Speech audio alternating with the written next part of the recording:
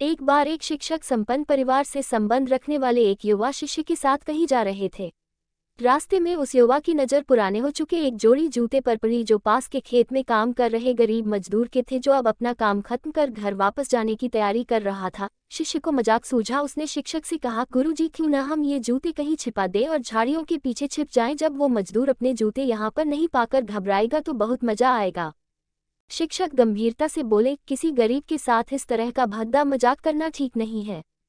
क्यों ना हम इन जूतों में कुछ पैसे डाल दें और छिपकर देखेंगे कि मजदूर पर इसका क्या प्रभाव पड़ता है। शिष्य ने ऐसा ही किया और दोनों पास की झाड़ियों में छुप गए। उसके बाद मजदूर अपना काम खत्म करके जूतों की जगह पर आ गया। उसने जैसे ही एक पैर जूते में डाले उसे जूते के भीतर कागज जैसा आभास हुआ। उसने जल्दी से जूते हाथ में लिए और देखा कि अंदर कुछ पैसे पड़े थे। उसे बड़ा आश्चर्य हुआ और वो पैसे हाथ में लेकर बड़े गौर से उन्हें पलट पलट कर देखने लगा। फिर वह इधर उधर देखने लगा, लेकिन दूर दूर तक उसे कोई नजर नहीं आया। तो उसने पैसे अपनी जेब में डाल लिए।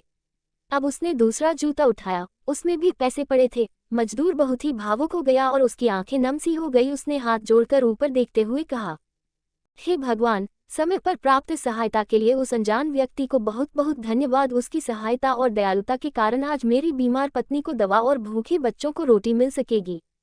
मजदूर की बातें सुन शिष्य की आंखें भर आईं। शिक्षक ने शिष्य से कहा, अब बताओ तुम्हें कौन सी बात में ज्यादा मजा आया। शिष्य बोला, आज आपने मुझे जो पाठ पाया है उसे मैं जीवन भर नहीं भूल पाऊंगा।